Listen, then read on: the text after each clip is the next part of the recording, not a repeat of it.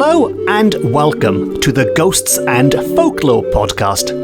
I'm Mark Rees, and on each episode, I investigate a different, weird, and wonderful subject. And on this episode, we are going to explore one of my favourite Halloween time paranormal investigations by reopening the case files to a pub that was described by the press as the most haunted pub in Wales. Some claimed it was the most haunted pub in the world. And I was lucky enough to spend many a night exploring, looking around, and talking to some of the locals and the landlord about their own experiences. And much of what follows on this episode is based on my own personal investigations as a journalist for the Welsh press. So this episode, in a way, is a bit like the X-Files, but in Wales, so the Welsh Files, if you will. And it concerns a pub in the village of Kenfig in the county of Bridgend, where everything from spectral music to poltergeist activity has been reported. And that pub is called the Prince of Wales. And so, to begin at the beginning, which in this case really is the beginning as far as I'm concerned. We're going back to my childhood. But don't worry, this isn't some kind of psychoanalytic therapy session or anything. Rather, back to the 1980s when I was growing up in the steel town of Port Talbot, which is just 10 minutes away from the Prince of Wales, 10 minutes by car from Kenfig. And it was back in the 1980s that the pub began making headlines for being haunted. But not in the traditional sense. This wasn't just a case of somebody had seen a white lady floating about or they'd heard some taps, although I did speak to people who have reported that phenomena, and that'll be coming up later. But what made the Prince of Wales so special is that whatever was haunting it was recorded. It was captured. There was evidence of this haunting, and as a result it made headlines not just locally, not just in the Welsh press, it made the national press, it made the international press. There were newsreaders in America talking about it, and I know a huge percentage of my listeners are in North America, and if you are of a certain age, if you're as old as me or even older, maybe you can remember these reports from the 1980s like a real-life version of Stranger Things actually happening. But beyond America, they were talking about it in Japan. They were talking about the Prince of Wales all over the world, this picturesque little pub in Kenfig. And to set the scene for you, I'm going to quote myself. I usually quote some eminent folklorist or ghost hunters on this podcast, but for this episode, I'm going to quote some hack called Mark Rees. And this comes from my book, shameless plug alert, Paranormal Wales, available from all good bookshops offline and on, end of shameless plug. And it goes like this. The Prince of Wales stands in an idyllic spot overlooking Kenfig's vast nature reserve, and the surrounding area is steeped in myths and legends. Directly opposite the pub is Kenfig Pool, which is said to be bottomless and home to a sunken city, while the sand dunes that surround it stretch as far as the eye can see, concealing a buried city, which it is said was swept away by a suspected tsunami in 1607. So this really is an atmospheric part of the world steeped in myths and legends and history. And this buried city isn't just a buried city by name. If you go exploring, you might find the remains of the castle peering from the sand. But to return to the pub, and it was soon after this natural disaster, soon after this suspected tsunami of 1607, that a town hall was built inland, and this served as a focal point for the displaced community who were forced to move inland to escape the encroaching sands. Now, that town hall they built, where all of the locals could congregate away from the sand, is still standing today. Well, in a way, because it is a listed building, and that town hall, which has seen so much history come and go, which forms such an integral part of that community, which has been with them through the very good times and the occasionally bad times, forms a part of a pub called, you guessed it, the Prince of Wales. And it is inside that old town hall, which is now a part of the pub, that the strange phenomena was first reported in 1982, and more specifically, where it was first heard. Because back then, the evidence of this haunting was audible. And according to the reports at least, these sounds were caused by an organ, a church organ, which could be heard playing by itself inside a locked room.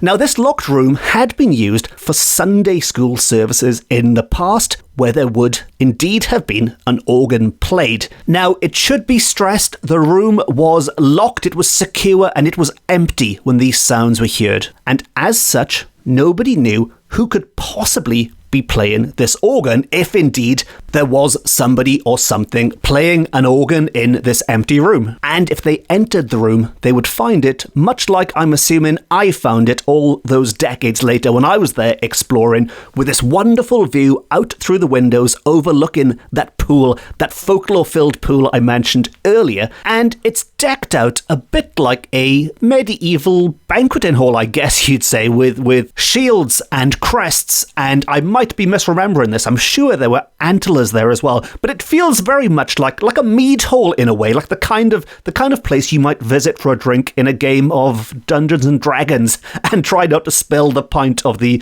local barbarian or anything, but very much that old school, that medieval feel to the room. But it was in this room the sounds were being heard. Nobody could find the source, and the experts were called in, including some from the BBC who turned up with their BBC equipment, top-of-the-range equipment, although it's worth remembering this is in the 1980s when, of course, the BBC's top-of-the-range equipment then is probably more primitive than what we carry around in our pockets today. But back then, this was high-tech stuff, and yet, while they captured strange sounds, they could not fully explain them. Now, one explanation, one theory that has been put forward, and it's quite a popular theory nowadays, but back then it was relatively new, and this might be one of the first, if not the first, audible examples of it in practice, and that is the so-called stone tape theory, which, if you aren't familiar with the stone tape theory,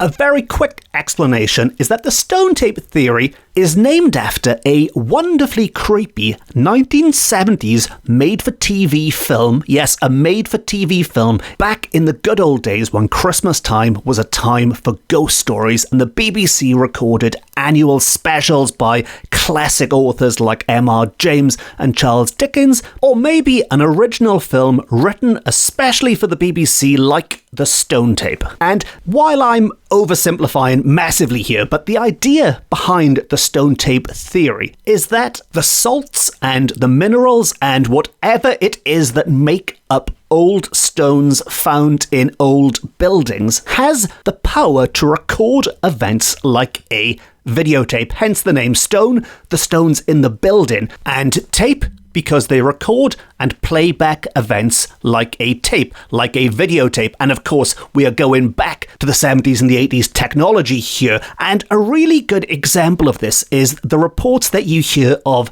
legions of Roman soldiers just marching through one wall into another wall and paying no attention to anyone around them. And the idea is that these Roman soldiers are simply being replayed like a videotape replays. They're not thinking, they're not conscious of anything around them. They are simply a recording captured in time. And the suggestion was something similar was happening in The Prince of Wales, because certainly the sounds captured there might have been the kind of sounds people would have heard in times gone by. And as you heard in that description, the stones in that old town hall were certainly old enough to have witnessed a lot of historical events. And as will be revealed, not all of that history was always unpleasant. And this ties into another aspect of the stone tape theory, because of course, how do these stones decide what to record? What's important and what isn't? Because if they recorded everything, it would just be an unbearable mess. It would just be this explosion of every experience that's ever happened with every person and every sound that's ever gone on in that room. It just wouldn't work. So how does it select which aspects of history deserve recording? Well, it has been suggested that the more heightened the emotions are connected with the event, the more chance there is of it being recorded. So, as an example, let's look at a haunting that concerns a murder. Because whatever the specifics surrounding this particular murder, that event is going to be one of incredibly high emotions. And that is the kind of thing that might get captured in the stones and then played back. And maybe something of equally strong emotional power happened in and around that room when it was a Sunday school, when such sounds might have been heard that resulted in this being recorded and played back. Well, maybe we'll find some clues later on in this episode. And very quickly, before we move on from the stone tape theory, but this idea is why in some hauntings, where people don't see an entire ghost, but they might see parts of a ghost walking around, people might look up and see a set of legs walking along the ceiling, or they might look down and see half a body walking along. Well, this is simply because these events are replayed, or according to the stone tape theory, I should stress, they are replayed in exactly the same position as they took place. And if buildings have been changed, if floors have been added, if others have been demolished, if some are beneath ground, if some are higher than they used to be, that makes no difference to this video spirit that is being replayed. That stone tape spirit just doesn't give a damn. Knock down the buildings, build them up as much as you want, it's going to keep doing what it's always done. And that pretty much wraps up the background to this case. That is the Prince of Wales. That is what was going on in the 1980s, back when I was far too young to have any idea what the stone tape theory meant, but I was busy watching Ghostbusters or whatever spooky stuff I was getting up to at that age. And one thing that has always fascinated me is that I've read a lot of books about Welsh ghost stories. All the books that I'm aware of, I think. I've also written quite a few books about Welsh ghost stories, and I've spoken about many of them on this podcast, and the many clever trailblazers who did the kind of spooky stuff that I do, but in a much better way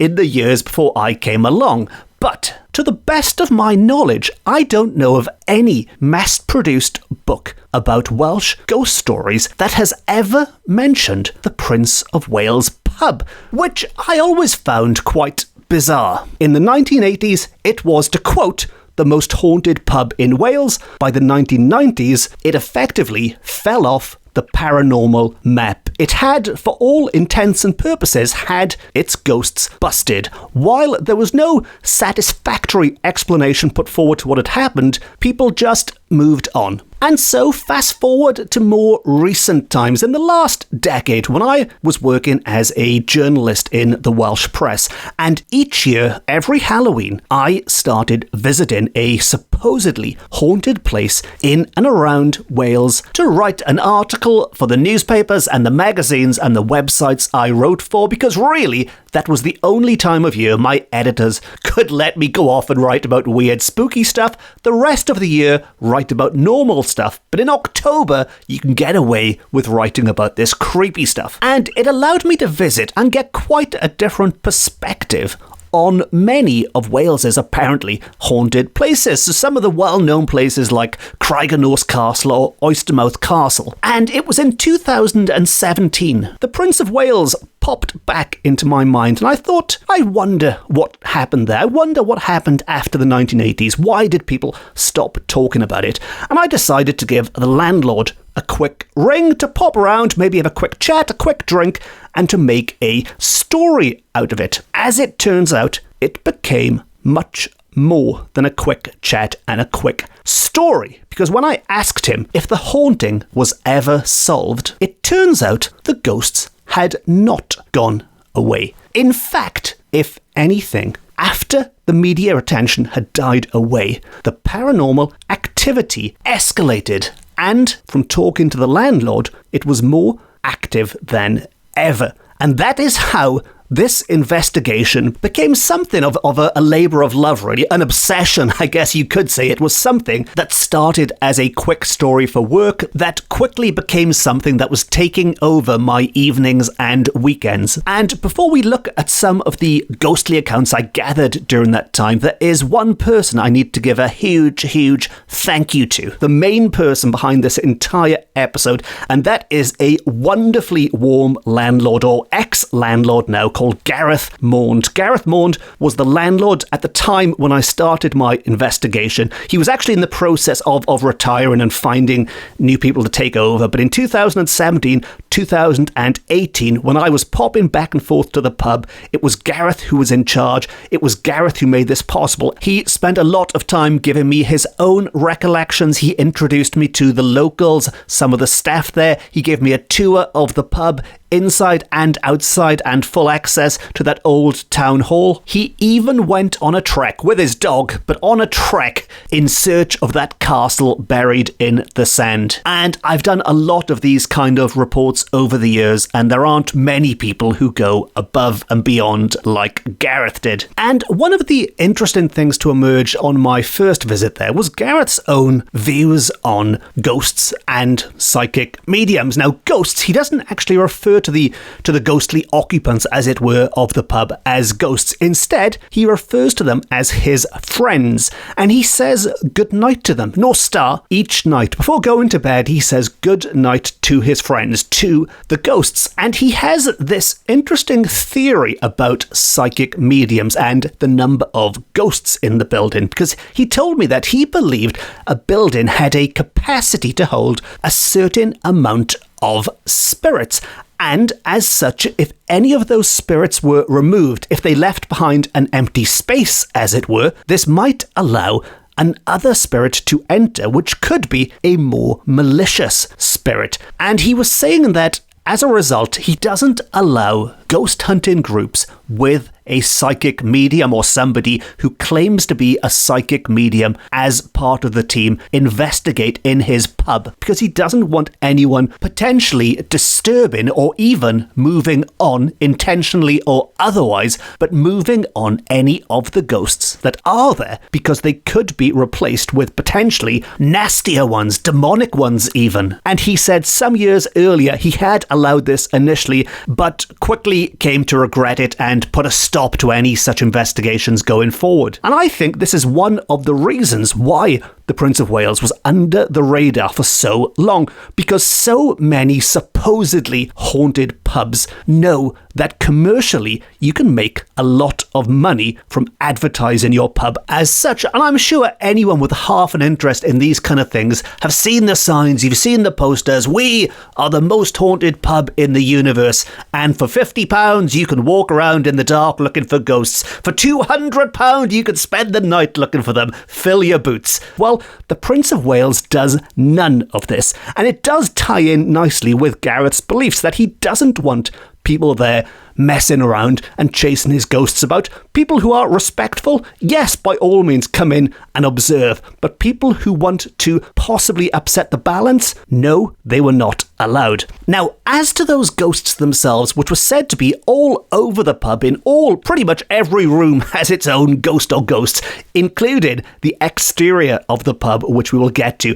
If we go through the building effectively room by room, and if we start downstairs, starting with the front door, because Gareth told me that outside, after last orders, after kicking everyone out, well, he probably didn't kick his customers out. They're all well-behaved customers in the Prince of Wales, but after waiting for everyone to leave at the end of the night, he'd let his dogs go out into the car park for a run around before locking up. And on one occasion, which must have been around midnight, he said, long after everyone had gone and he assumed he was on his own, he heard someone shouting, "Good night." And he could see what appeared to be black silhouettes at the end of the car park, which he assumed was a straggler taking a long time to go home, just being a bit drunk and a bit polite and saying good night.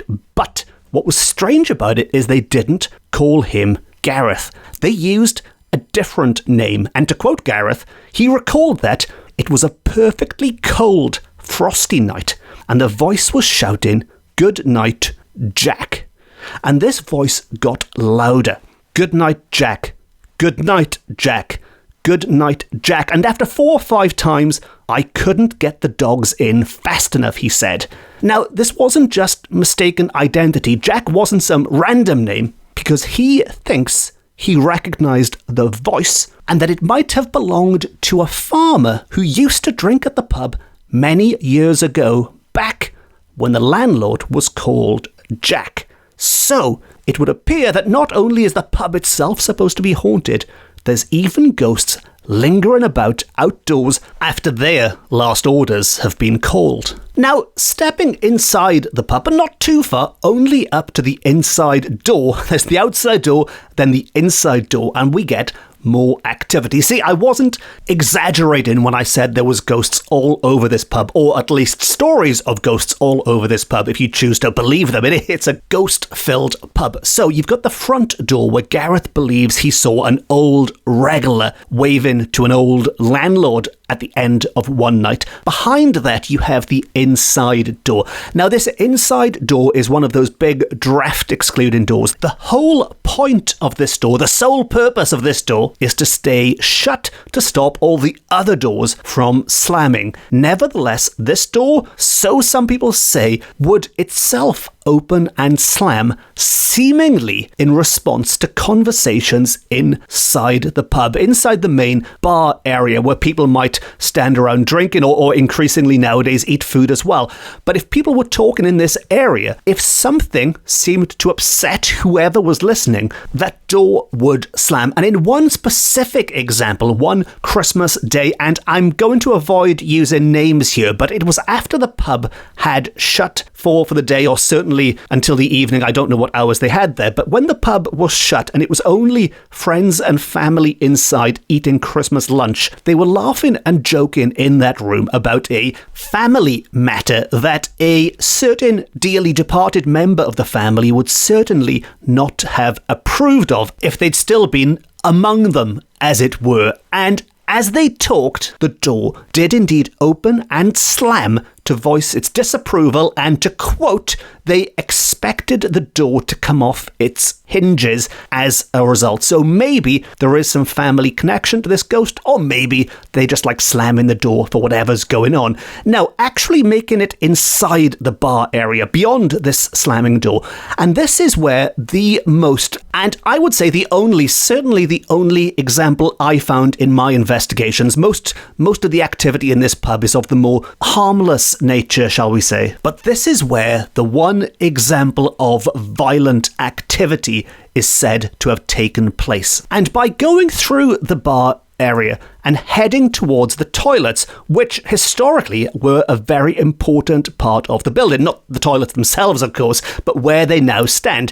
And to quote myself again, these toilets were built in 1973 on the site of an old courthouse, from where the families of those on trial would have been pleading for leniency as the verdict was delivered. So this spot where the toilets now stand is where the families would have been pleading with the judges and the juries to go easy on their loved ones, because if they found them guilty of a crime, the harshest punishment they could hand them would see them taken outside and hung for their crimes back in the capital punishment days. And it is on this spot that locals have described seeing, to quote, a little old lady, with one witness describing her as being dressed in 1940s style clothing, which I know does not tally up with the idea that the spirit has something to do with pleading for mercy centuries ago. So maybe there's some mix-up, maybe there's more than one, but nevertheless dressed in 1940s style clothing.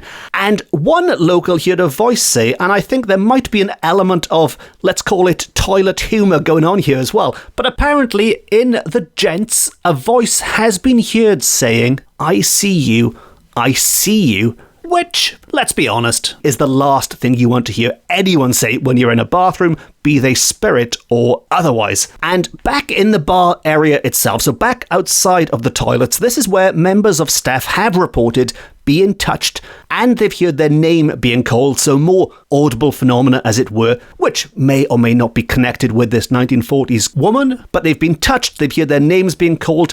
Dogs and young children appear to interact with some kind of invisible entities here. And I should say that is something that occurs throughout the building, not just in the bar, but certainly in the bar. Children and dogs are picking up on something that adults can't see. And into the kitchen area at the back of this bar, this is where I mentioned this violent activity taking place. Well, this is the one area where it has been claimed that, for want of a better description, poltergeist activity has been going on. And it could most definitely, again, if we accept it at face value, but it could most definitely have caused physical harm. Maybe it has caused physical harm that I'm unaware of. But in one particular incident, it was said that jugs, china jugs that were hanging on the wall, flew across the room towards the people cooking on the other side and smashed into bits as they hit the wall. Now, moving on to the upstairs of the pub, and before we head into the old town hall where all of the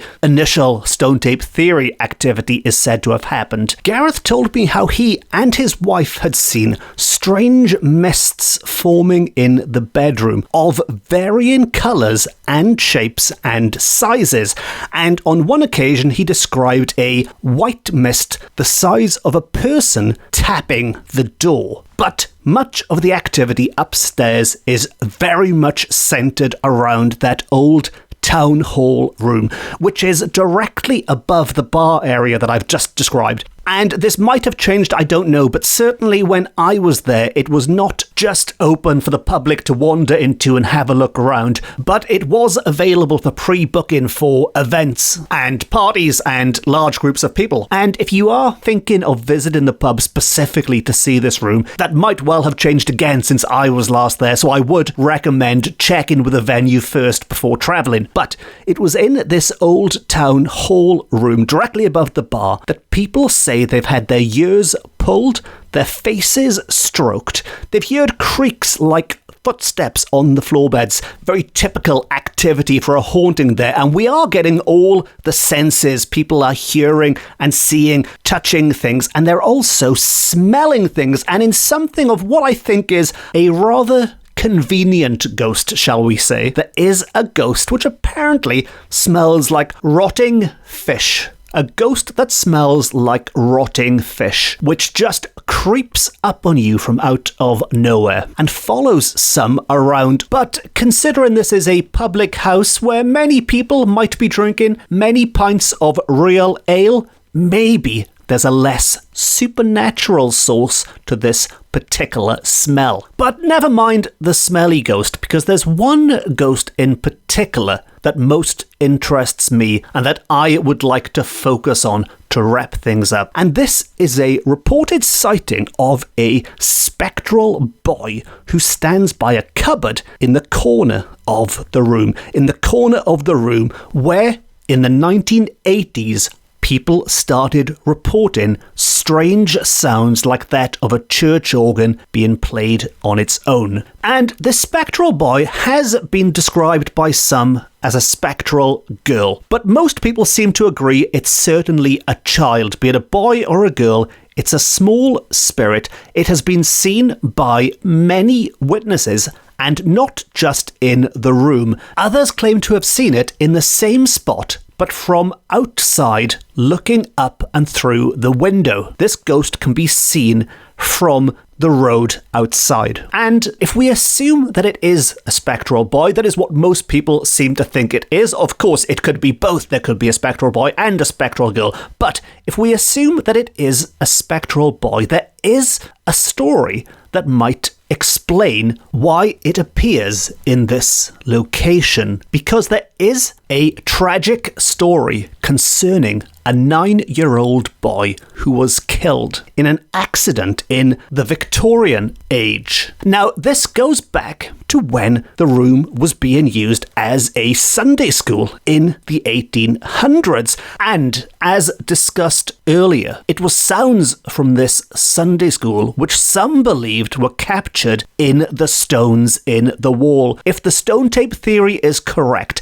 and it is playing sounds, possibly sights from a time gone by, back to us, then this could be the period when they were recorded. And to return to our tale, our tragic tale, back to the 1800s, according to the story at least, a wealthy resident called Mary Yoreth would collect the children from the local area in her horse and cart and bring them to the service. She was a devout Christian, and to make sure the children were there for Sunday school, she went out and gathered them herself, and it was on one such occasion that tragedy struck. It was an ill-fated journey that Sunday morning, because the horse pulling the cart was spooked by something outside the building, and a 9-year-old boy died as a result. Now, that boy is believed to be the boy standing by the wardrobe, possibly peering outside